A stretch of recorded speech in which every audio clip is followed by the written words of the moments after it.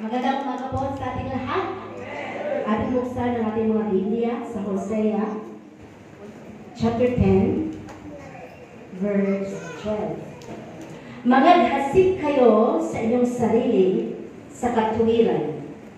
Magsigapas kayo ayon sa kaawaan. Bungkalin ninyo ang inyong pinabayaang bukiran, sapagkat panahon na hanapin ang Panginoon hanggang sa siya'y dumating at magdala ng katwiran sa inyo. Ang titulo ng ating pag-aaralan ngayong umaga is Breaking Up Your Fallow Ground. So dito sa ating binasa, sabi nga, maghasik kayo sa inyong sarili sa katwiran.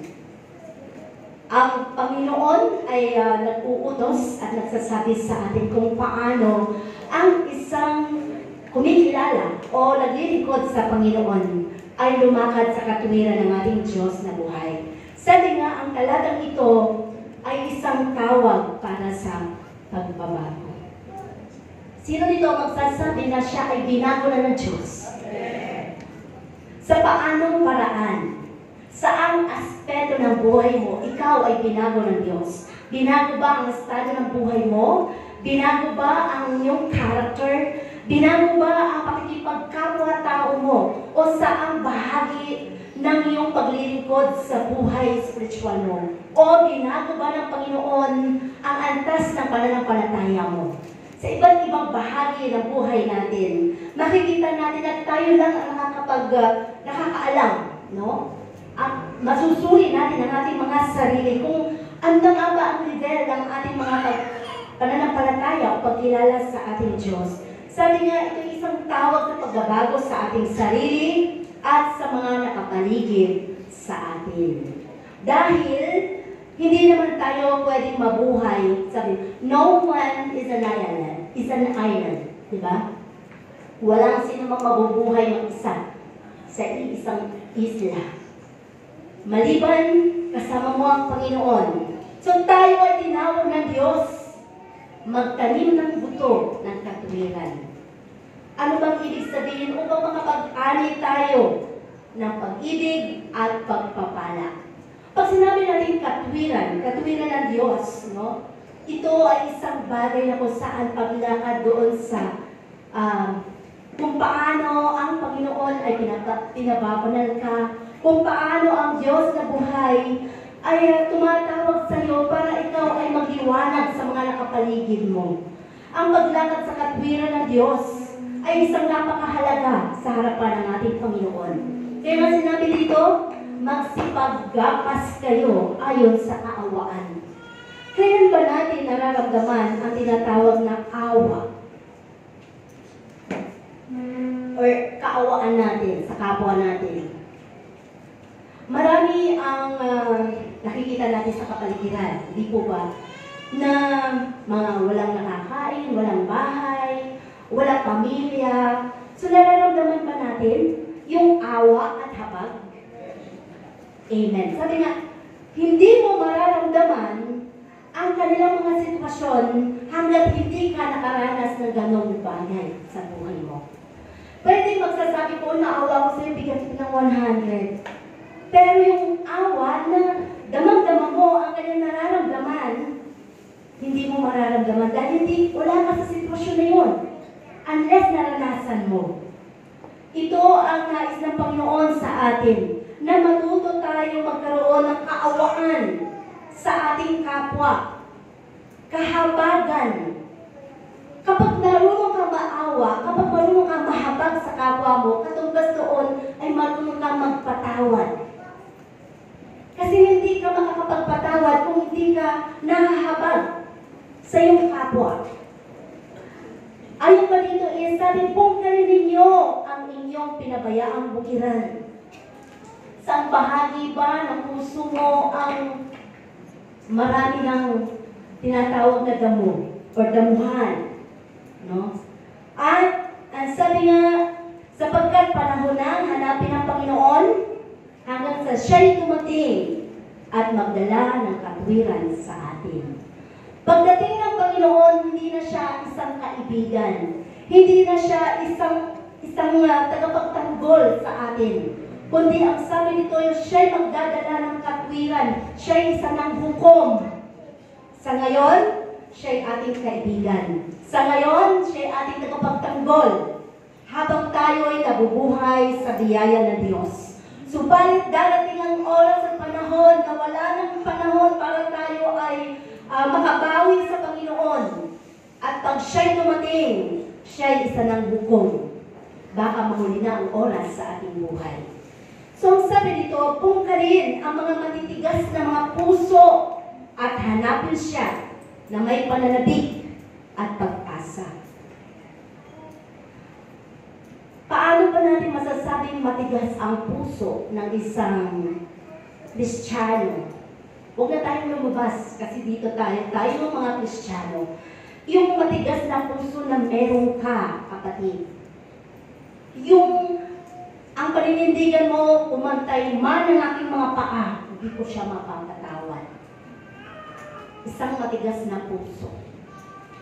Kahit pa maglulumpasay siya, hindi ko siya patatawarin. Pero ito ang mensahe ng Panginoon sa atin. So sabi, this message will focus on 3 important actions in our lives. Number 1 is sowing righteousness, or dito sa ating nabasa kanina, sabi nga, pagtatanim ng katwiran. Pagtatanim. Sino mga magsasaka dito? Mahirap magtanim. Di po ba? Mahirap magtanim, mahirap mag-alaga, mahirap magplano kung ano magandang binhi para sa iyong itatanim. No? So sabi nga dito, ano na nga ba ang iyong itinanim, kapatid? Nagtanim ka na ba ng pag-ibig? Nagtanim ka na ba ng pang-unawa sa iyong kapwa? Nagtanim ka na ba ng pagpapatawad? Ang katwiran ay hindi lamang isang sitwasyon, kundi isang pamumuhay na may integridad, may integrity into our lives. May paninindigan. Kaya mo panindigan sa katotohanan. Kaya mong ipaglaban ng Diyos. No? Kaya mong ibigay ang para sa Panginoon. Na kahit mag-isa ka na lang, lahat ng kasamahan mo ay against sa Panginoon. Kaya mo pa rin manindigan. Na kahit ang lahat ng mga kaibigan mo nag-iinuman, kaya mo manindigan na hindi ako umiinom. That is integrity. Kaya mong ipaglaban ang pagiging Kristiyano mo. At ito ay tinatawag na katwiran.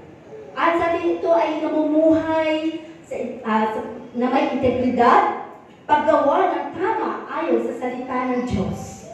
Dahil alam mo na ang katawan mo ay templo ng Panginoon. So, ayaw mo na ito ay magkaroon ng bahid. Ayaw mo na ito ay maialay sa Diyos na walang kabuluhan. Dahil ang Diyos ay banal. No? Ang Diyos ay banal. So, nais niya na tayo ay tingnan sa ating kabanalan bilang mga tinawag niya at niligtas niya at pinangakuan niya ng kaligtasan. At sabi niya, ang katwiran ay pagsusumikap na maging maawain. Maging maawain. Ang pagiging maawain ay, sabi, ito ay nanggagaling sa ating puso. Magmumula ito at dadaloy sa iyong action, sa iyong paggalaw, sa iyong pagkilos. Ang pagiging maawain ay isang walang sapilitan. Ito ay kusa sa sarili mo. Dahil ito ay babase doon ayon sa iyong kahabagan na ipinapakita mo sa kapwa mo. Pwede yung isang taong lumapit sa iyo at humingi ng tulong ay mabigyan mo lang siya para umalis na. Pero wala kang kahabagan. Or, pwede na isang taong lumapit sa iyo ay naramdaman mo na may pangangailangan siya, kaya naramdaman mo ito at tutulungan mo siya dahil alam mo na isang araw, kung ilalagay ko ang aking sarili sa sitwasyong kagaya nito, at pag lumapit ako sa isang tao at ako ay na-reject, napakahirap. Naranasan niyo na yun. Na lumapit kayo sa, pwede sa kapatid nyo, kaibigan nyo, o sino mang kakilala nyo. Nanghiram kaya kayo, o nangutang, at kayo na-reject. Ano ang pakiramdam? Diba parang masakit? Parang wala bang tiwala sa akin? Or kaya, kung ano bang kaisipan, no? Ang pwede mong ilagay, basta mararamdaman mo yung rejection. Mararamdaman mo yung parang, wala na ba akong silbi? Parang, bakit ganito? Parang walang gusto magtiwala sa akin. Napakahirap, hindi po ba? Kaya, ang pamumuhay ayon sa katwiran ng Panginoon ay pagtuturo sa atin ng Diyos. Paano tayo mabuhay ng katulad ng puso ng ating Panginoong Jesus. At sabi nga, ang paglakad ayon sa katwiran ng Panginoon ay lumalakad ka na may makatarungang buhay. Righteousness, no? Naroon ka sa sitwasyon na alam mo kung para sa Panginoon, hindi ito mababali. Alam mo kung ano ang para sa Panginoon, hindi mo siya basta-basta laging o isang tabi. Makatarungan ka dahil alam mo na ang Diyos ay Diyos ng katwiran. Hindi siya ang huli sa buhay mo. Siya ang laging prioridad ng buhay mo. At sabi nga, sa paglakad sa katwiran ng Panginoon, ay naroon ang may mapagpakumbabang puso. Humility. Ito ang mahirap. Dahil halos lahat nakakaramdam ng pride. Pero once na naramdaman mo ang pag-ibig ng Diyos at ipinamuhay mo ang pag-ibig niya, pagpapatawad niya, kung paano kanya pinatawad sa napakarami mong kasalanan, mararamdaman mo na magpapakumbaba ka sa kanyang harapan dahil alam mo na wala kang magagawa kung wala ang Diyos. So, ang pagpapakumbaba ay isang aspeto ng buhay mo na ito ay hindi mo kailangan, ako humble ako, na kailangan ipagyabang. Ito ay naipapamuhay, na ipapakita kung paano ka mabuhay araw-araw. Na kahit dustain ka, na kahit anong sabihin sa'yo ng tao, na kahit na murahin ka, alam mo na mayroong isang Diyos na nakakinig o nakapakinig sa mga bagay na narinig mo, pinersecute ka ng kapwa mo, pero walang anumang salitang masakit kang inilabas mula sa iyong bibig. Dahil tinuruan ka na ng humility ng ating Panginoon. Ang lagi mong sinasabi, kilala ako ng Panginoon. Dahil ang isang tao galit sa kapwa niya tao, kahit magpaliwanag ka ng kahit anumang bagay ng katwiran sa buhay mo, hindi ka niya paniniwalaan. Dahil doon siya naniniwala sa kung paano ka niya nakilala. Pero ang Panginoon, alam niya at nababasa niya ang puso mo. Na kahit iniisip ng ibang tao, ay ganyan ang tao nito, ay ganyan siya, ganito ang ugali niyan, ganyan ang buhay niyan. Pero kung binago ka na ng Panginoon, ikaw at ang Diyos na lang nakakaalam na nabubuhay ka na sa katwiran niya. Kahit husgahan ka pa ng mundo. At ang Panginoon, ang sabi nga, ang Panginoon mismo ang magpapakilala unti-unti. Hindi ngayon, hindi bukas, sa mga darating na panahon, na tunay nga, ibang Kristiyano ka na. So, yan ang tinatawag na paglakad sa katwiran ng Panginoon. So, isipin natin ang isang magsasaka na gustong umani ng isang masaganang tanim na mais. Kanya itong inalagaan. Madali lang magtanim ng mais, hindi po ba? Magbubungkal ka ng maliit na lupa, lalagay mo na doon, tatakpan mo lang, bukas may umuusbong na. Ganon kadakila at kabiyaya ang Diyos, di po ba?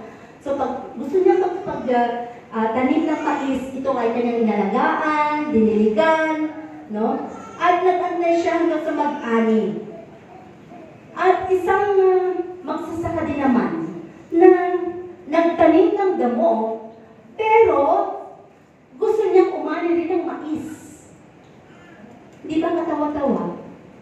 Ibig sabihin natin, sa buhay natin bilang mga mananampalataya na naglilingkod sa Panginoon, madalas natin itong gawin sa ating mga spiritual na buhay. Nagtatanim tayo ng buto ng pagiging makasarili. Selfishness. Ano ibig sabihin? Ako muna, bago kayo. Sa sarili ko muna dapat, bago ko kayo bigyan, kailangan ko muna ako. Ibig sabihin, nauuna muna ang sarili bago ang kapwa natin.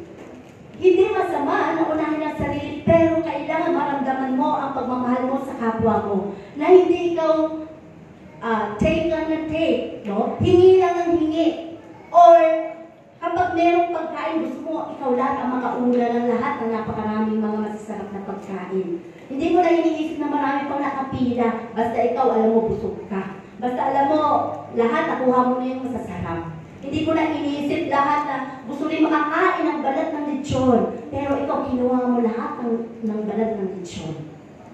Ang ibig sabihin natin, yung pagiging makasarili natin, no, sa buhay natin, even sa ating mga pagkakaloob, sa ating pagbibigay sa Diyos, yung pagiging makasarili natin, yan ang nabubuhay minsan. Yan ang naipapamuhay natin. Na kapag tayo napagpapala, hindi na natin maibigay ang para sa Panginoon. Sayang din ito, para sa akin muna, Lord. Kasi marami pa akong bayarin, marami pa akong bibigyan, marami pa akong babayaran ng mga pagkakautang. Sa susunod na lang, Lord, makasarili. Na hindi mo alam lahat ng mga bagay na binigay sa iyo ng Panginoon, pinagkakitaan mo, trabaho mo, negosyo mo, lahat ng mga ito, galing sa Diyos. Pinayagan ng Diyos para ikaw ay mapagpala. Pero nung ginawa mo na napagpala ka, hindi mo maibalik ang para sa Kanya. Makasarili. Dahil natatakot tayo na baka wala na bukas. Ako naniniwala kapag ikaw ay marunong magbalik sa Diyos, hindi ka mauubusan. Mas maraming darating sa iyo. Kung ikaw ay may trabaho, ikaw ay magtatagal sa trabaho mo. Mamahalin ka ng amo mo. Kung ikaw ay may negosyo, mas maraming kliyente ang dadating sa iyo. Kung ikaw ay may kalakasan, hindi ka magkakasakit ng ganun kabibigat na mga sakit. That is, sabi nga, pagiging makasarili natin bilang mga mananampalataya. At sabi ko dito, sa buhay natin, sabi nga, nagtatanim tayo ng galit. Yung galit na kung saan ay hindi naman ang Diyos ang ama nito. Sino ba ang Diyos ng galit, kundi ang Diablo, ang kaaway, hindi po ba? So, bakit pinananatili natin ang galit sa ating mga puso? So, ibig sabihin, kung pinananatili natin ang galit sa puso natin, ang ating sinasamba ay hindi ang Panginoon. Kasi banal siya, di ba? Puno siya ng pag-ibig eh. Puno siya ng pagmamahal. Puno siya ng pagpapatawad. Puno siya ng kaunawaan. Pero kapag once na ang puso natin ay napairan na natin yung galit, sama ng loob, o ano bang bagay, natural, hindi sa Diyos yun. Hindi ang Panginoon ang iyong sinasamba. Kundi ang sinusunod mo ay ang utos ng Diablo. Sige, magalit ka pa. Di ba sinaktan ka niya? Sige, magalit ka pa. Di ba pinersikit ka niya? Sige, huwag mo siyang matawarin. Sige, magalit ka. Na atin namang inaalagaan sa ating mga puso. Matatawag ka bang Kristiyano? Kapag nananatili sa puso mo yung galit. Maganda sa isang Kristiyano na minsan nakikita mo biglang nagagalit pero nare-realize niya na oo na, mali pala yun. And that is the conviction of the Holy Spirit. No? Conviction ng banal na Espiritu sa puso natin. Ibig sabihin, ikaw ay binabago na ng Diyos. Pero kung ang galit mo ay nananatili sa puso mo, hindi ka pa angkop sa harapan ng Panginoon. Masasabi mong sumasamba ka, naglilingkod ka, nagbibigay ka, ginagamit ka, nagpapagamit ka sa Panginoon, pero may galit sa puso mo. Lahat ng mga yan ay hindi tanggap sa harapan ng Panginoon. Dahil ang gusto ng Panginoon every time na tayo ay gumaganap, tayo ay naglilingkod, tayo ay sumasamba sa Panginoon, malinis ang ating mga puso. Para makamtan natin ang total blessings ng ating Diyos na buhay. So sabi pa, ang sabi dito, yung taong nagtanim ng damo ay ito yung kanyang mga itinanim. Pagiging makasarili, yung galit, hinanakit. Pero, umaasa siya, magkaroon siya ng kapayapaan. Sino dito ang galit na galit pero payapang-payapang natutulog sa gabi? Wala siguro. Yung taong galit na galit ka, payapang-payapang natutulog. Dahil hindi niya naman alam na galit siya sa'yo. Pero ikaw, na punong-puno ng galit, umaga na, punong-puno ka na ng eye bags, hindi ka pa nakakatulog. Dahil sa kakaisip mo na o-overthink ka na. So, kasi, wala na yung love. Kundi puro na lang kung paano ko kaya siya paghihigantihan. Sana masalubong niya ang isang ahas o ano pa man. Mga bagay na the worst, no? Na pwede mong isipin. Sabi nga dito, ito ang mga nagtatanim ng mga damo sa kanyang puso, pero gustong umani ng kapayapaan. Gustong umani ng kagalakan. Madali lang natin ma-identify ang isang taong parang may mabigat na dala. Di ba? Kahit na kanibiyan, alam mo na hindi totoo ang ngiti. Makikita mo na, sabi ito, may kagalakan. Ang isang Kristiyanong punong-puno ng pag-ibig, punong-puno ng kababaang loob at pagpapatawad, kaya umiti kahit sa kanino pa man. Hindi siya mapapagod na batiin ang lahat o sino pa man, mahalin ang kapwa, dahil siya'y nabubuhay ng natural sa pagiging Kristiyano niya. So ito ang gusto ng Panginoon sa atin. Hindi ba tayo ay nahuhusgahan minsan sa ating pagkakamiti nga lamang? Minsan masasabi natin, napaka-mahal ng ngiti ng tao yun. May hindi makangiti. Suplado yun. Pero sa kaloob-looban pala niya, hindi pala siya ganun. Hindi lang siya nasanay, para ganun, hindi lang siya nasanay ngumiti. Or, pag ikaw ay naging Kristiyano, natuturuan ka ng Panginoon. Paano ka ngumiti dahil magliliwanag ka sa sanlibutan bilang isang Kristiyano. Ngiti nga dyan. Yun, nahiyaw ngiti ang iba kasi walang ngiti. Okay. So, sabi nga dito, sa buhay natin, no? Yung kapayapaan, kagalakan, yun ang gustong-gustong anihin natin ng Panginoon sa buhay natin. Kaya kahit na gaano ka na katagal na Kristiyano, hindi basihan ang bilang ng taon ng pagiging Kristiyano mo para sabihin mo, ako'y ligtas na, pero nananatili ka pa rin sa pride, sa galit, sa manaloob, na wala ng pagpapatawad. Abay, wala ka dapat na makapasok sa langit ang ganitong mga ugali, character. Kasi sinabi ng Panginoon, bungkalin, no? At ito ay pinapaisip sa atin. Tanungin mo ang sarili mo. Ano na nga ba ang buto na itinanim ko sa aking buhay? Nagtanim na ba ako ng pag-ibig? Nagtanim na ba ako ng pagpapatawad? May dalawang magkaibigan.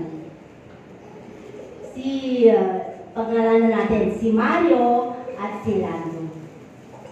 Na nung sila ay magkasama bilang magkaibigan sa kanilang negosyo, itong si Mario ay dumating sa punto na parang dinaya niya si Lando. So, sa pagkakadaya niya sa kanyang kaibigan, dahil, syempre, nasilaw siya sa salapi. At dumating sa sa punto na yon na nalugi ang kanilang negosyong dalawa. Kaya si Lando ay nagtanim ng sobrang sama ng loob sa kanyang kaibigang si Mario. Ang sabi ni Lando, kahit kailan, hindi ko na mapapatawad si Mario na yan. Biro mo, sa laki ng aming inilabas o pinaluwal na salapi, wala man lang na ibalik, kundi ang nangyari pa ay ako ay kanyang dinaya. Parang siya ang nakinabang ng lahat. Siya ang, basta dinaya siya ng kanyang kaibigan. At tumating doon sa punto na nagpasimulang muli itong si Lando nang magtayo ng isang negosyo ulit nang siya na lang mag-isa. At ito ay kanyang napalago. At isang araw ay pumunta doon yung pinsan ni Mario sa kay Lando na sinasabi, alam mo ba na si Kuya Mario ay na-aksidente? At agaw buhay siya sa ospital. Ganun ba? Sabi ni Lando. Mas na yung kanyang pinsan at sabi niya, nagdadalawang isip siya kung dadalawin ba niya o sobrang sakit kasi. Yung nagitawan niyang salita na hindi niya ito patatawanin. Sabi niya, bahala siya sa buhay niya. Karma niya yun. Suffer the consequence. Total, dinaya mo ko, yan ang karma sa'yo. Lalo magtubigan sa kanyang puso. Pero sa kabilang banda ng kanyang kaisipan ay natin din ng habag. Siyempre, pagkaibigan mo, di ba? Minsan kahit naranasan mo na yung parang sinaktan ka ng kaibigan mo, pero may bahagi pa rin sa puso mo ng awa. Pero, pinanindigan niya. Pinanindigan niya yung kanyang galit. Hindi siya pumunta. Hindi niya dinalaw. Hanggang sumunod na mga araw ay nabalitaan niya itong namatay. At doon ay na-realize niya na sayang, sana pala nung pumunta dito yung pinsan niya ay pumunta ako doon para baka marinig ko na sa kanya yung paghingi ng tawad. Or, kasi yun lang naman inaantay ko, yung humingi siya ng tawad. Nung time na yun, nadurog ang para sa kanyang kaibigan.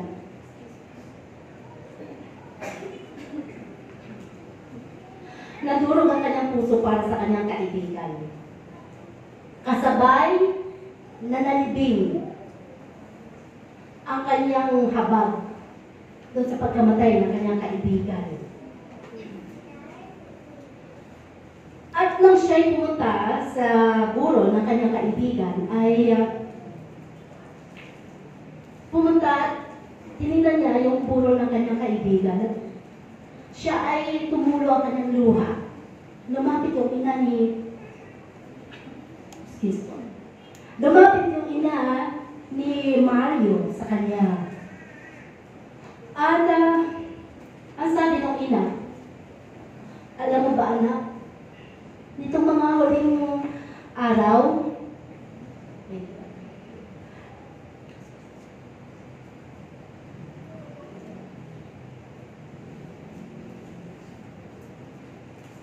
nitong huling araw, lagi kang hinahanap ni Mario. Dahil gusto niyang humingi ng tawad sa'yo.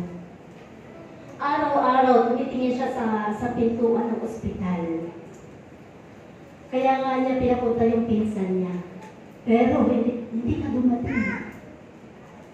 At doon ay talagang nadurog ang puso ni Lando.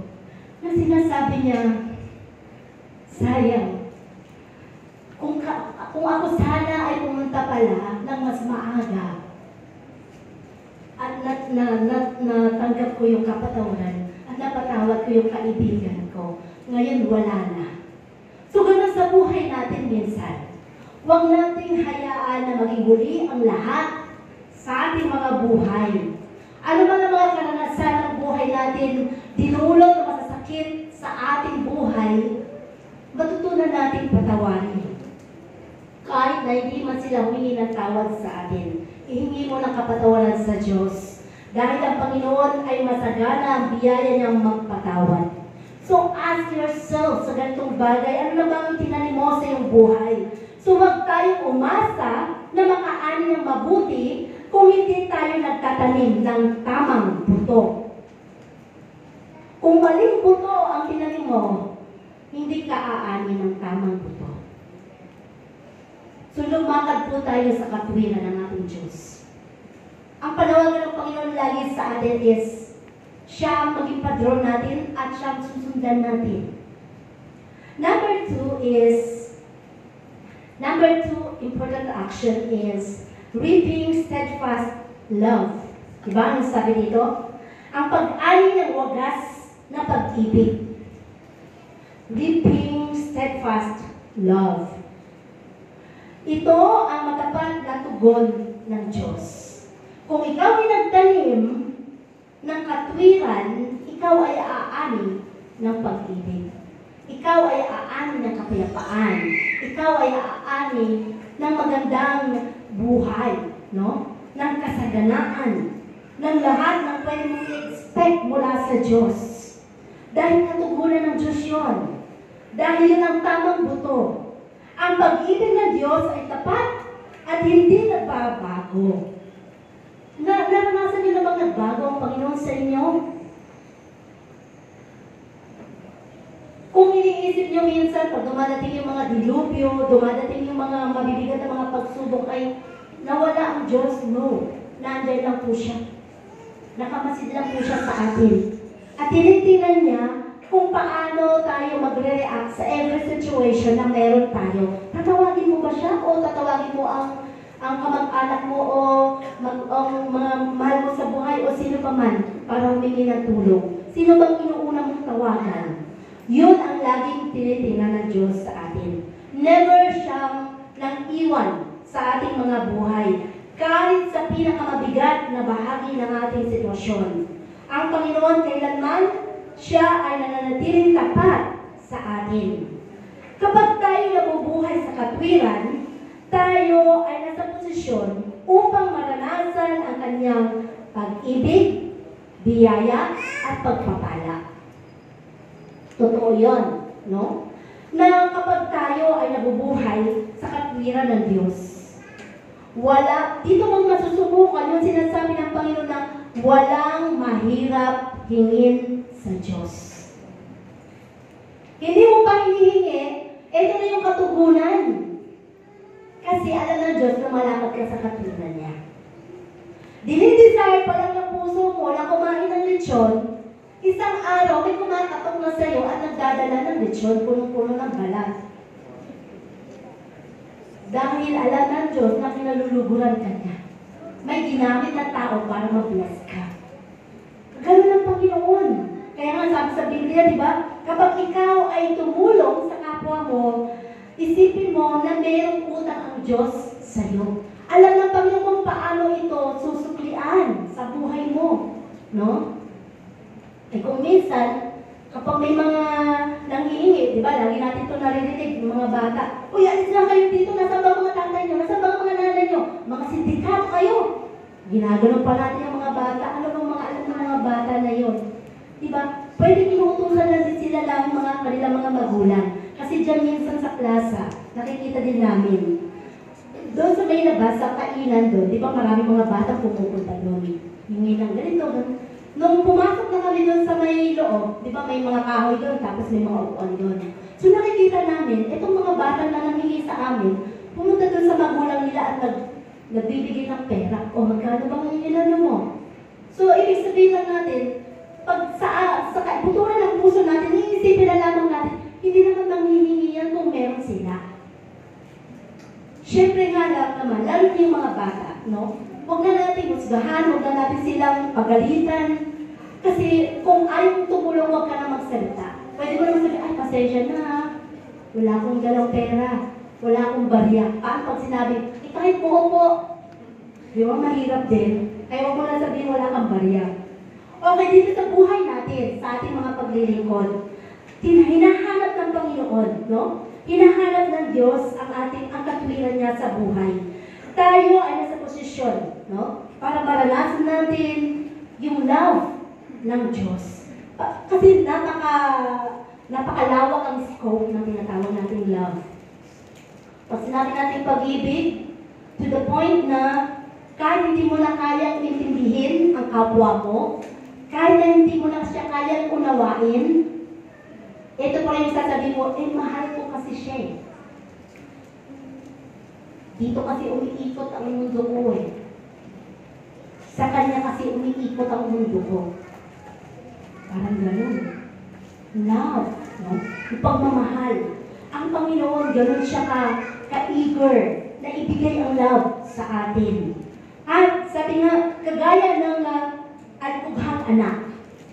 Kung ating makikita, alam ko na narinig na natin yung mga kwentong ito, na kung paano nagrebelde itong bunsong anak ng mayamang ito na isang negosyante. At siya napariwala ang buhay niya, nagpakasasa siya na makuha niya ang kanyang kayamanan, kanyang mana sa kanyang magulang. Subalit, nung siya'y bumalik, ano ang naramdaman ng kanyang magulang? Habag ba o galit? Habag, di ba? Sobrang habag ang nakita niya sa kanyang anak. Na nakita niya na malayo pa lamang. Para bang napakapusapos naman ang anak ko. Ito, bakit naging ganyan ka? Bakit naging taong grasa ka? Hindi ka naman dito ganyan dati, di ba? So, hindi na niya pinakita na yung galit niya dati nung ito ay nagrebelde, kundi dahil yung pagmamahal ng isang magulang, malayo pa lang ay tumakbo na itong tatay at niyakap ang kanyang anak. Ganun ang pagmamahal natin ng Panginoon sa atin. Minsan, di natin maintindihan ang ating mga magulang, hindi ba? Sa isang pamilya na may matigas na puso na anak o isang rebellious na anak, lagi natin sinasabi, bakit ba lagi mo nang pinapaguran yan? Ano ng ugali ng kapatid namin na yan naglayas na yan lumalaban sa'yo yan sumasagot sa'yo yan kung alam mo ginagawa sa'yo, di ba pinambalos ka yan? Bakit paano pa rin yan? Siyempre, magulang yan. Ang pagmamahal ng magulang, hindi matatawaran. Dahil laging iniisip ng magulang, ito ay nanggaling sa aking katawan. Kaya, hindi natin pwedeng sisihin ang ating mga magulang na kahit ang mga anak na nagre-rebelde, kaya pa rin nilang yakapin, tulungan, pakainin, na kahit na hirap ng magulang, ibibigay pa rin ng magulang sa kanyang anak ang ikabubuti. Ganon ang Panginoon kung magmahal sa ating lahat. Kaya sabi nga, magtanim tayo ng tamang buto upang tayo umani ng sagana sa harapan ng Panginoon. At sabi pa is, ang pag-ibig ng Diyos ay laging nariyan.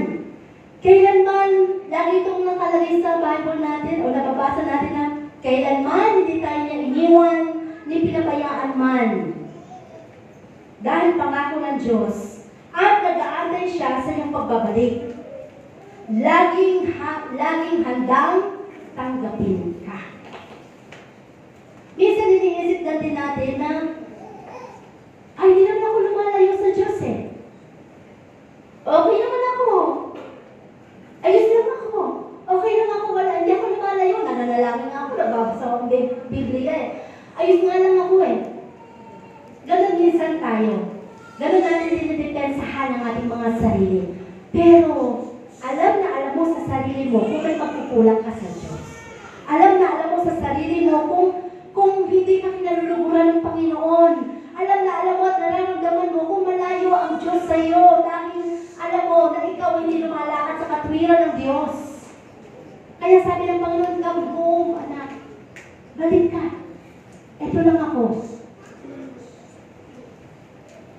Aalagaan kita ulit. Ganyan ang pag-ibig ng Panginoon. So kung ikaw ay lumayo sa ating Diyos, naghihintay siya na tanggapin ka at ibuhos ang wagas na pag-ibig. Kailan mo ba naranasan na ikaw ay napalayo sa Panginoon? Nung bahagi ba ng buhay mo na ikaw ay nasa gitna ng persecution o mga pagsubok, kawalan, sa mga pinansyal na pangangailangan? Lahat ng yan ay mga testing lang ng buhay natin. Or kahirapan mo sa pakikisalamuha sa kapwa mo. Or pakikihalubilo sa kapwa mo. Lahat ng ito ay testing sa ating character. Ang lagi nating iisipin na ang Diyos ay tunay nga na nagtuturo sa ating mga buhay.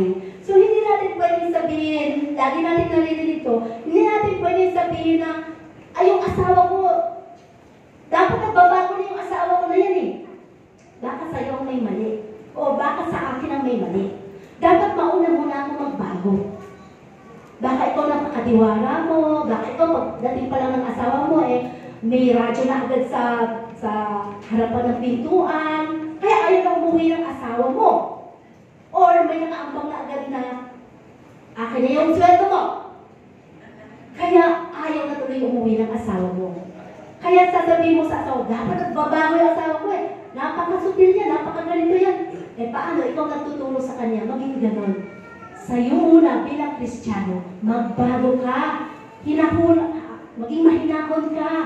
Maging maayos ka na makikitungo sa asawa mo. Mahalin mo ang asawa mo. At ipakita mo na tunay nga na siya ay binigay sa iyo dahil kabiyak yan ng puso mo, ng buhay mo. At ang pagmamahal ng Diyos ay lagi nating nararamdaman sa bawat aspeto ng ating mga buhay. And number 3, sabi dito is, breaking up your fallow ground or bungkalin, pagbubungkal ng napabayaang lupain. Sino dito ang may malawak na lupain? Sige. Sino ang may 5 hektarya? Umamin na. Sino may 10 hektarya? Sabi, mamaya, sige, ako ng BIR dito. Okay. So, kayo nakakaalam nun. So, sabi, yung lahat ba ng mga bukirin ninyo ay sagana ang lupa? Punong-puno ba ng tubig? Or doon sa mga lupain na meron kayo, lalo sa bundok, sa bukid, hindi na bubungkal. Napakatigas. Tagtuyot ang dating, parang ganun. Mabuti nga ngayon umuulan. No? So, sabi, panahon na para sa pagbabago. Maririnig natin yan sa mga tumatakbo ngayon. Panahon na sa pagbabago. Pag nakaupo na, wala nang nababago. Parang gano'n, di ba? Ibig sabihin, normal na lumalabas yun sa bibig. No? Pero, sa buhay natin, ang hanap ng Panginoon is pagbabago ng ating buhay. Ng ating puso, ng ating kaisipan, ng ating spiritual na buhay. Sa bawat isang sa atin na may kaunawaan na tungkol sa salita ng Diyos. Sa spiritual nating buhay, ito ay tumutukoy sa bahagi ng buhay natin na naging matigas. Patigasan na lang. Ayaw yung minatawad, patigasan na lang tayo. Parang gano'n, di ba? Aba, ako pa ba ang lalapit sa kanya para sabihin ko sa kanya, pinapatawad niya ako, ako yata ang matanda, aba? Mas bata siya. Di ba? Yung mga ganong mga paninindigan natin, di ba? Aba, kahit Kristiyano ako nasa tama. Talaga naman nagkamali siya Kaya dapat siyang humingi ng tawad, ba't siya patatawarin? Hanggat hindi siya humingi ng tawad, hindi ko siya mapapatawad. Kagaya ng buhay ni Mario at ni Lani. Alam niyo, pag ganun lagi ang ating paninindigan sa buhay natin, paulit-ulit lang. Paulit-ulit lang din ang mga, or may cycle lagi. ang testing ng buhay natin. Hindi ka umuusad, hindi ka lumalago, at lalo higit, maging sa pamumuhay mo, hindi ka napagpapala. So dapat matuto tayo tumanaw ng love ng pag-ibig. Kahit ba ikaw ay inapi kami eh. Kinuha yung aming, biro mo, isang ruler na lupa, kinuha pa, isang ruler na lang, pinag-aawayan pa, parang ganon. Nagtanim ka ng galit doon, sa isang ruler na lupa na yun, yun pala ay kadadala mo sa impyerno. Pero mo, inilagay mo sa puso mo yung galit na yun, dinala mo. At hindi mo mararamdaman ang kapayapaan. Lalo na every time na makikita mo ang tao yun. Hindi lang yun, pati pamilya nun, kasama sa sumpa mo, na hindi dapat. Hanggat meron tayong hinuhod na mga ganong galit sa ating mga puso, hindi rin natin makukuha ang lubos na pagpapala ng Diyos sa buhay natin.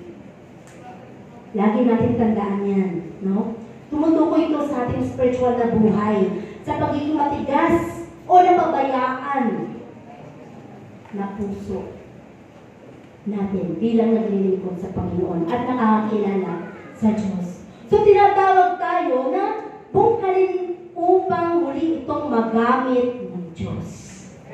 Bungkalin. Araruhin. Sinong marunong mag-araro? Wala nang araro ngayon. Ano na nga ba yun? Hagibis? Ano yun? Harabas? Halimaw. Ay, mas mapapari ang salita. Halimaw na. Parang gano'n, di ba? Ha? Roto? Oh. So, iba-iba na, di ba? Kasi iba-iba ng henerasyon. Mga Gen Z na ngayon. Tayo, mga Gen X. Sino yung millennial? Iba-iba na kasi, no? Lahat ng mga yan ay, lagi yung tandaan, naiiba man ang mga henerasyon, naiiba man ang mga, kung anong mga gen na yan. Pero ang salita ng Diyos, hindi na mabago. Never mabago yun. Kaya huwag nyo sasabihin, ay, yung tithing, yung tithes, yung pagkakalog, lumang tipan pa yun. Never na mababago ang salita ng Diyos. At never na mababago ang pagpapala niya sa iyo kung ikaw ay marunong sumunod. So dito, sabi nga, no? Ang sabi dito, sa ating mga buhay, no? Lagi natin tandaan, muling bungkalin ang ating mga puso upang magamit ng Diyos. Magamit ng Diyos. Eh, nagagamit naman ako eh. Oo nga, nagagamit ka ng Diyos, pero hindi ka kinaluluguran. Dahil kahit ginagamit ka ng Diyos, masamang loob mo, may galit ka sa kapwa mo, hindi ka marunong magpatawan. Pero nagagamit ka, kasi may kakayanan ka, may abilidad ka, may kaya ka magturo, kaya ko magturo, kung puno naman ako ng galit. Ang ginawa ko ba, naging kaluguran sa Diyos, naging katanggap-tanggap ba? Kayo napagpala kayo, kasi nabuksan ang puso nyo. Pero ako na nagsalita dito, na halimbawa may galit ako, may sama ako ng loob sa kahit sa kanino dito o sa kapwa ko, hindi ako naging kalugod-lugod sa Diyos at hindi ako naging katanggap-tanggap sa Diyos. Kayo na pagpala.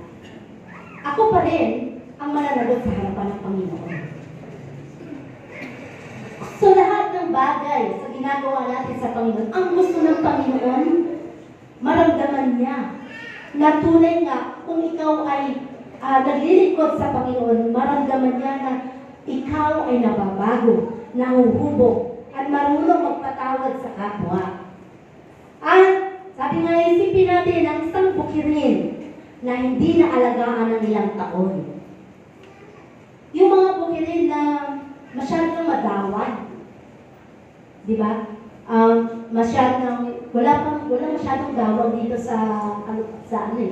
malawak kasi dito ang patag, no? Sa mga isla, yan, sa amin, maraming mga magagawag ng mga lupain. Na talagang makikita yung matataas na mga punong kahoy, di ba? Na punong-puno na nakasabit ng mga damo-damo na umiikot-ikot sa mga puno. So dito mo makikita, ang sabi, Isipin mo, no? Na hindi naalagaan ng ilang taon. Punong-puno ito ng damo. Punong-puno na ng damo at matigas na ang lupa. Ganyan ba ang puso mo, kapatid? Punong-puno na ng damo. Saan po yung posisyon ng Panginoon sa'yo? Yung puso mo, hindi, wala na maupuan ng Panginoon eh. Nasa labas na. Kaya tuloy, kaunting-kanti lang sa'yo, tinatawag na yung ano ba? Yung ginagawa ko dito eh. Tawag ng tawag, kainitan na ng ulo. Pag gano'n lagi ang isang tao, wala nang love, no? Yung galit agad, parang maangil agad. Kasi, punong-puno ng galit ang puso.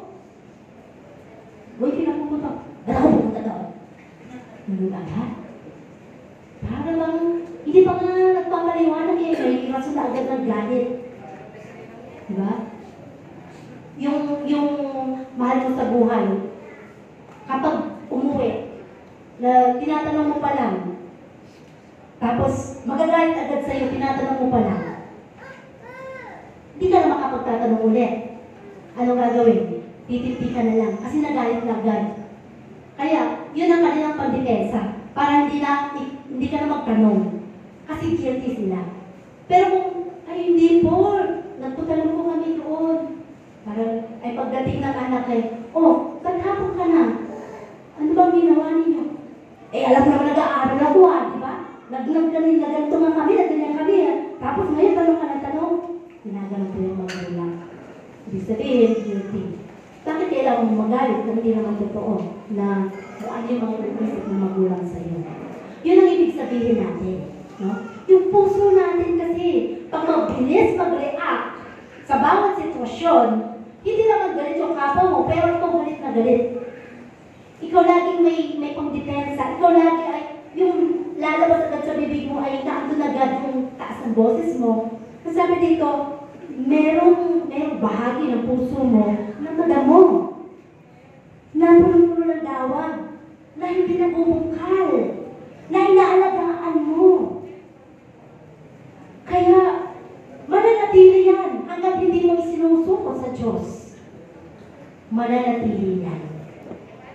Kaya masasabi mo na lang, bakit kayo yung Kristiyano na yun? Lagi na lang mainit ang ulo. Kristiyano naman daw, sumasama naman daw. Lagi na lang suplado, hindi mo na makita ang ngumiti. Pag gusto mong batingin, umiiwas. Eh, may dinadala siguro. Dinadala, ilang taon na yan may dinadala. Ay, may dinadala ng damo. Dawag. Hindi na damuhan. Parang ganun. So, dito sinasabi sa atin ng Diyos, ating palinisin sa harapan ng Panginoon. Walang halamang tutubo na di panararuhin at ihanda sa pagtatanim. Kailangan araruhin, bungkalin. Bakit yung mga tinatanim natin ng mga mangga, laging nilalagay, kinokultivate yung gilid? Diba? Para lumambot ang lupa. Para yung kanilang mga ugat ay malayang lumalakad yung ugat. Yun, makaganon, no? Ganon lagi. Sa buhay natin, kinocultivate dapat ang ating mga puso, no? At sabi pa dito, ang ating puso ay maaaring katulad ng bukirin na yun. Tumitigas dahil sa kasalanan. Yung kasalanan na minsan hindi ko naman sinadya yung kasalanan na yun eh. Pero ngayon alam mo na, hindi mo sinadya, pero alam mo, ihingi mo ng tawad dyan. Huwag mong hayaan na manatiling kasalanan sa puso mo yan. No? At sabi nga, maaaring ang puso mong matigas na ito ay nangyari dahil sa kawalan ng interes mo sa salita ng Diyos. Kawalan ng interes na makinig, kawalan ng interes para ikaw ay lumago. Basta ikaw naninindigan ka sa sarili mo. Basta ako, nasa katwiran ako, Kristiyano ako, ayos ang buhay ko. Yun ang ibig sabihin. Kawalan ng interes. Naranasan niyo ba yun? Parang wala na akong interes sumamba. Hanap na lang ako, kayo magtayo kaya ako sarili kong church.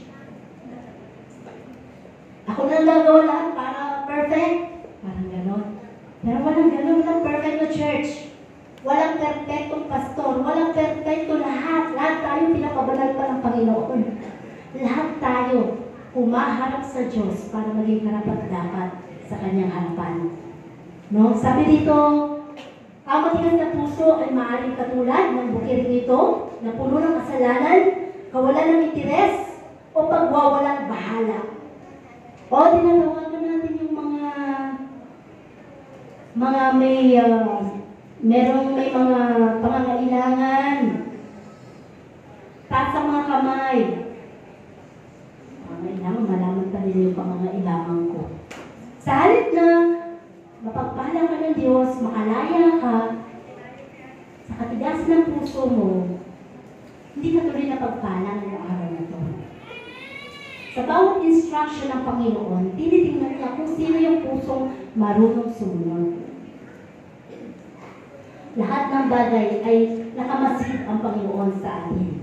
So baka mamaya ay doon lang tayo doon sa pagwawalang bahala sa ating paglilingkod. Kung hindi na natin alagaan ang ating spiritual na buhay, tayo hindi magiging mabunga. So mananatili ka na lang, umaattend ka, okay lang, maglinggo, okay lang.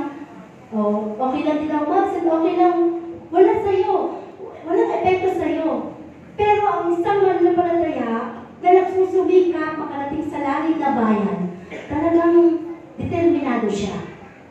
Gagawin niya ang lahat para sa Panginoon. Gagawin niya ang lahat na siya ay lumago at magkaroon ng matibay na pundasyon ng kanyang pananampalataya sa harapan ng Diyos.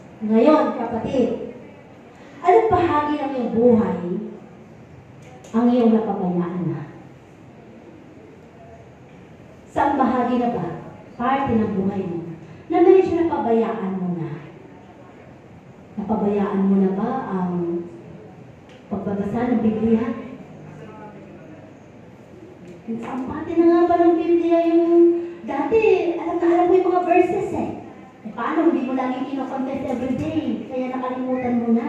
Kung may mga verses kayo nasa ulo everyday, confess mo yan. Deklarahan mo lagi yan. Na hindi mo makalimutan at yan ay laging pinanghahawakan mo at laging gagalaw at kikilos ang Panginoon sa buhay mo doon sa mga dinideklara mo na mga verses na natatandaan mo. No?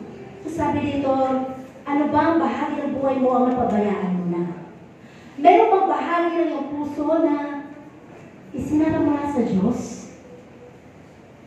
Kasakit naman yun. Sinarahan mo yung isang bahagi ng puso mo.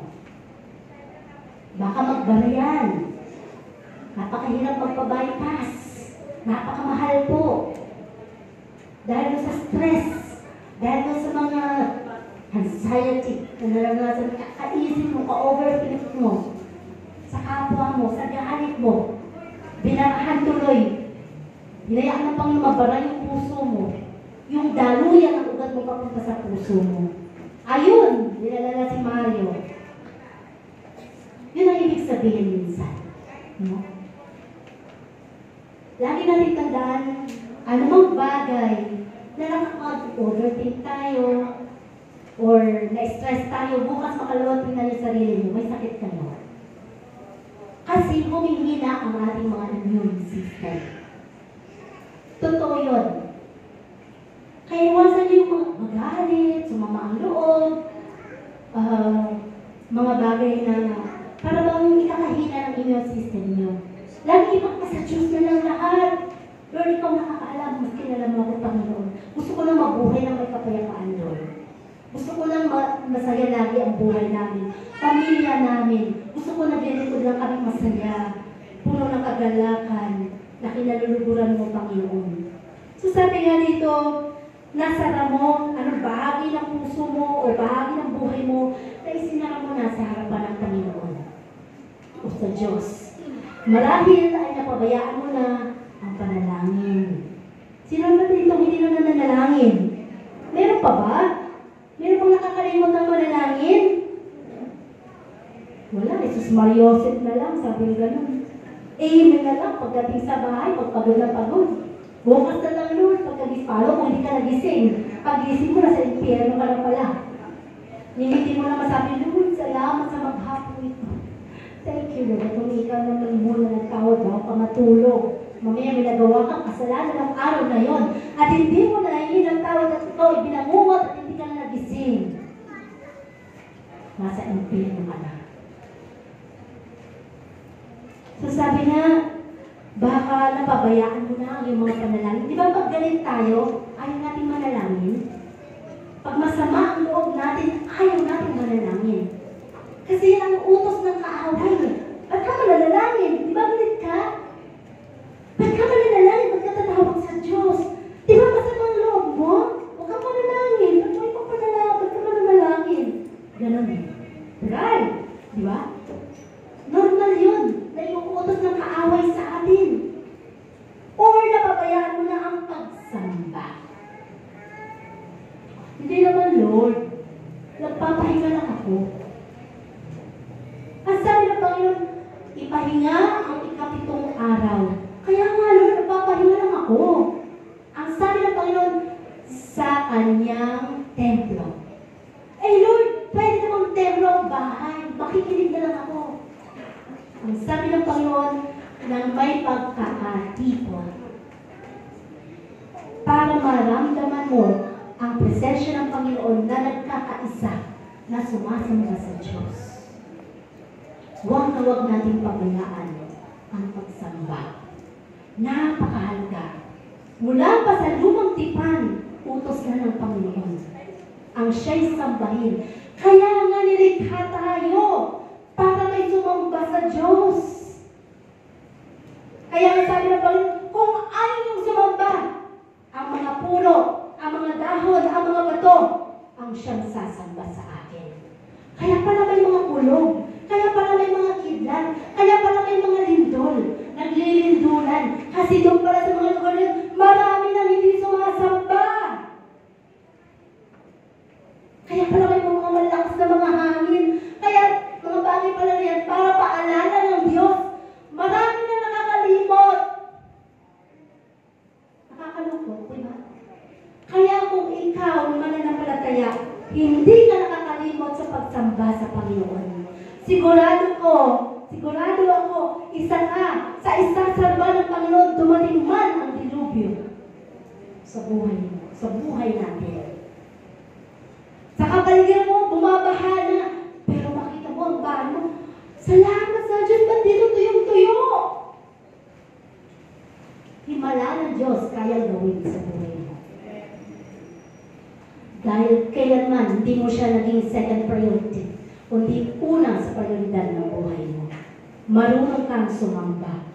At, ano pa, sabi dito, baka napabayaan mo na, no, ang paglilingkod sa kapwa mo. Paano ba kapag naglilingkod sa kapwa mo? Yung ibigay mo lang yung pagmamahal, pakikitungo, samahan mo sa buhay, kaibigan mo, pamilya mo. Sasabihin mo, huwag mo nang bigyan ng ulam yan si Kuya. Napakadamot ng kapatid natin na yan, huwag mong bigyan. Parang ganun, di ba? Yung mga simple, ganun lang pala. May punto pala sa Panginoon mo. Uy, dumating yung package natin. Huwag na huwag mong bibigyan yung si tita ha, si ate ha. At saka yung isang kapatid natin ngayon, ako. Napakasuwain pa naman ng ugali yun. Napakasuwakan pa naman nun. Pero lahat pala yun. May punto sa atin ng Panginoon. Kung ikaw naman ay may pamamana sa mga anak mo, sa pamilya mo, away mo kung sasabihin, huwag mo na pamanahan kung isa kong anak, mayaman na ito eh. Ang dami ng lupain ito, dito na lang ito sa mga anak kong kawawa. Kapag anak, pantay-pantay. Mayaman man yung anak mo, kanyang pinagsikapan yun. Hindi mo pwede sabihin, huwag na pamanahan, marami na siya. Unless sabihin niya, huwag niyo na po akong bigyan, nanay. Okay na po ako. Pero kung walang sinasabing kasama yun sa bilang ng mana mo. Kasi anak mo din yun. Kung ano man ang nakuha niya, pinagsumikapan niya yun. Iba yung nanggaling sa'yo. Ang Panginoon, pantay-pantay sa ating lahat. Kaya nga nagpapaulan siya, hindi lang sa mga matuwid, maging sa mga makasalanan. Kasi pantay-pantay ang pag-ibig ng Diyos sa ating lahat. At sabi pa nga, ngayon na ang panahon, sa ating panghuli, ngayon na ang panahon upang bungkalin ang matigas na puso. At hayaang muli kang baguhin ng Diyos. Kaya mo ba magpabago sa Panginoon? Hanggang ngayon, di pa rin kami nagkakabati ng aming mga pamilya. Kaya nga sa'yo magpapasimula. Kahit na wala kang kasalanan, it's okay na ikaw lumapit. It's okay na ikaw magbukas ng puso. Baka ma-reject ako. Kung i-rejectan niya, at least, ginawa mo ang part mo. Kung hindi niya ako pakinggan, baka mamaya diwaraan lang ako. It's okay. At least nasabi mo na, okay na po ako, tinatawag ko na po kayo. Sino lang bahala mag-deal sa kanya? Marirealize niya yun. Na nagpakumbaba ka. At isang araw, makikita mo, nagpapalitan na pala kayo ng mga ulam. Ng pagmamahal. Ganun lang sa harapan ng Panginoon. Ang gusto ng Diyos, meron tayo mapagpakumbabang puso. Panahon na upang hanapin ang Panginoon. Hindi bukas, hindi sa isang linggo, kundi ngayon. Huwag mo na ipagpabukas sa isang linggo na lang yun. Meron pa akong inalagaan sa puso ko. Ayaw mo na itong isuko sa iyo, Lord. Sa isang linggo na lang. Sa susunod na sermon, no! Sabi ng Panginoon, ngayon kita i-deal, anak. Gusto ko makalaya ka ngayon. Kasi gusto ko, meron ako nakalaang pagpapala sa iyo. Alam mo ba yun? Ang tagal-tagal na nun. Hindi ko maibubuhos sa iyo. Hindi ko mapadala sa iyo dahil merong hadlang. Sabi ng Panginoon. Yung puso mong matigas. Alam mo, pag sinuko mo yan sa akin, anak, bukas makalawa. Yung hinihingi mo, yung bagay na dinidesire mo, makikita mo. Sasabi mo, totoo pala ang Diyos! Kapag nagpatawad ka, totoo pala. Unang-una makapag-benepisyo, sarili mo, nakalaya ka sa pagkakakulong ng kaaway sa puso mo. Yung talikala na nakakulong doon, talagang tinanikalaan ka ng kaaway, yung puso mo, nilagyan ng kandado, pinalaya mo bigla. Wow! Sabi ng Panginoon, eto ako ngayon, anak. Ako na magkukontrol sa'yo, hindi ang kaaway. So panahon na. Hindi bukas, hindi sa isang linggo, kundi ngayon. Kapag tayo ay kumilos, ipinangako ng Diyos na siya'y magbubuhos ng kanyang biyaya at pag-ibig sa ating lahat. Hayaan mo dumaloy sa iyong buhay ang wagas na pag-ibig ng Panginoon. Pag sinabi natin dumaloy, ang dugo natin dumadaloy. Mula sa baba, paakyat, pababa, paakyat. Malalaman mo lang kung may sakit ka na at hindi na dumadaloy kung wala na sa tama. At mamaya makikita mo, hindi na makagalaw ang kamay mo. Dahil na, stroke ka na pala, hindi na makadaloy ng tama ang dugo mo. No? O mamaya, hindi ka na makahinga, hindi na makadaloy ng tama sa puso mo. Dahil ikaw rin ang may kagagawan. Hindi ka nagpatawad. Hindi ka naglagay ng anumang kalayaan sa buhay mo. Kristiyano na tayo. Ang tinatawag sa atin ng Panginoon ay matuto tayo tumawag sa Diyos at magpatawad sa kapwa. Dahil ang Panginoon, kailanman huwag kang umasa na makukuha mo ang lubusang pagpapala ng Diyos sa buhay mo kung meron kang kinikimkim na galit o sama ng loob. Oo, nabubuhay ka, may trabaho ka, may pinagkakakitaan ka, oo, kumakain ka, ginigising ka, dahil ay biyaya ng Diyos yun. Pero yung full blessings ng Panginoon na gusto niya mangyari sa buhay mo, hindi mo pa nakakamtan dahil pangako ng Diyos yun. Jeremiah 29:11, "For I know the plans I have for you, declares the Lord, plans to prosper you, not to harm you, but to give you hope in the future." Pangako ng Diyos yun.